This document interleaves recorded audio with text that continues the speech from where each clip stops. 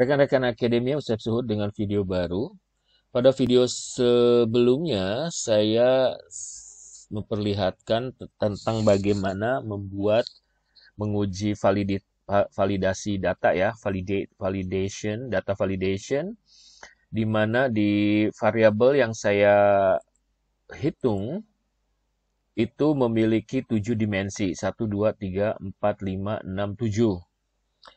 Nah, angka-angka ini adalah menunjukkan hasil ini ya, menunjukkan hasil uji reliabilitas. Nah, dari sini kita bisa membuat yang akan saya lakukan adalah ini setiap dimensi ini perlu kita kasih nama gitu. Ini saya kasih rongga dulu.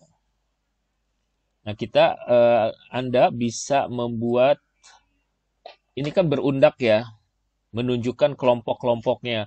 Tapi ini jadi boros tempat. Yang akan saya lakukan adalah bagaimana membuat tabel ini lebih ringkas, tidak boros. Kenapa? Karena kalau nanti mau nulis di daftar mau dibuat artikel jurnal atau buat laporan skripsi, tesis, disertasi, ya ini jadi makan tempat yang luar biasa. Bentar, ini saya akan buatkan dulu tabel yang lebih singkat. Jadi ini saya kirim ke sini. Ini ke sini. Oke. Ini ada 4. Kita kirim ke sini. Yes. Dan ini kita kirim ke sini.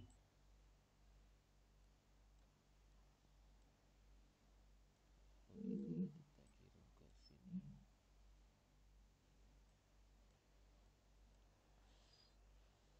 Oke ya, sudah kosong. Nah, nilai ini saya kasih ke sini. Yang ini, oke, biar memudahkan.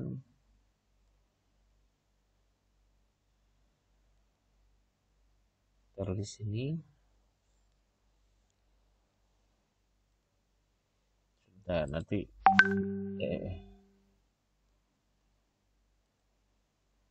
sebentar ya, nanti.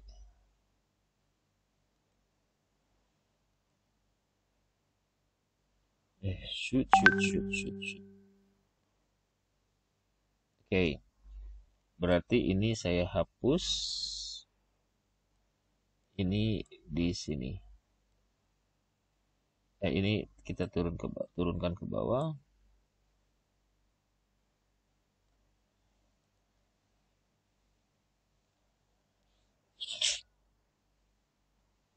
Ini udah ya. Berarti yang kedua 931 ya. Kita turunkan ke bawah aja. Yang ini kita nggak perlu. Habis 931 berarti 029. Yang ini kita hapus. Setelah 929 ini hapus. Ini turun ke bawah. Habis 902.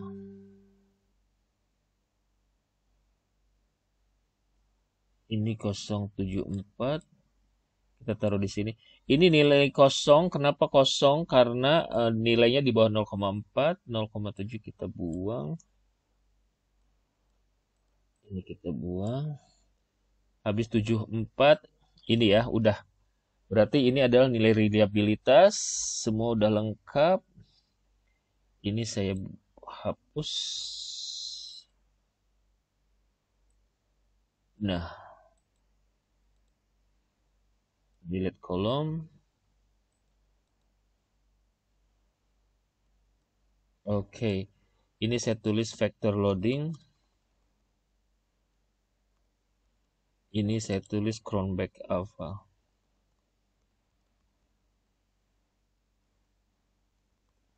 Oke. Biar kece kita tulis begini. Di sini adalah indicators. Nah, ini adalah dimensi. Nah, dimensi-dimensi ini kita perlu kasih nama. Cuy, namanya apakah cuy? Kita namanya itu disesuaikan dengan ini tuh tentang apa sih gitu. Misalnya ya, kita cek di sini. I have concern environment.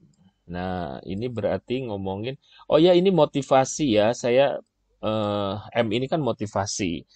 Berarti ini ada motivasi. Motivasi apa? Ini penelitian ini tentang volunteer tourism. Volunteer tourism adalah produk pariwisata di mana turis-turis berkunjung ke sebuah daerah.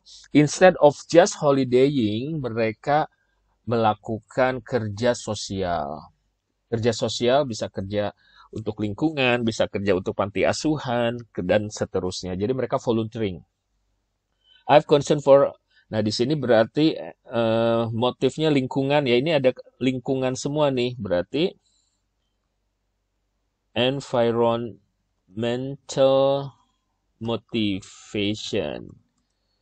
Doing this by own, I will be obligated to no one. Volunteering would be independent. Tunggu dulu, kalau agak susah.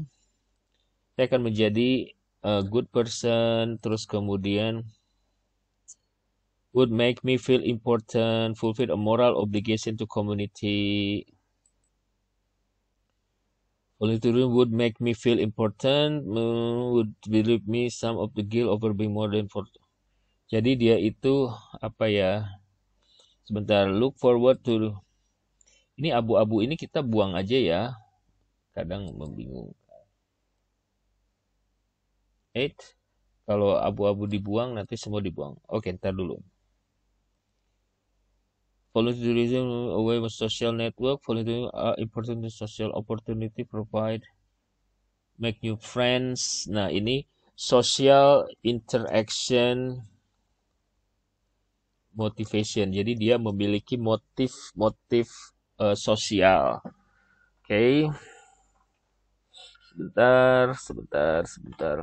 Yang ini ada religious gods. Oke, religious motivation gitu. Ya, jadi mayoritas dari ini tuh tentang apa gitu. Kata kuncinya different. Something back to community. Allow me to help community. Jadi dia ngomongin soal giving. Di dalam volunteerism itu ada istilah yang disebut dengan altruistic. Ya. Altruistic motivation. Lihat nih. Make me develop something sustainable, help ya. Jadi lebih ke altruism motivation atau altruistic motivation. Jadi dia pengennya itu memberi. To worry about time. Jadi dia ngomongin ini. Dia itu pengen relax, pengen tidak stres gitu. Dan itu masuk ke dalam physiological motivation. Gitu cuy. Nah, rekan-rekan akademia ada yang belum, misalkan di sini fortunate dan feel important, moral obligation, a good person, ini masuknya ke self esteem. Jadi orang ini pengen aman, pengen nyaman gitu loh. Kita masuk ke self esteem. Sementara kalau ini I would be independent. Jadi dia motivasinya itu untuk mendapatkan otonomi.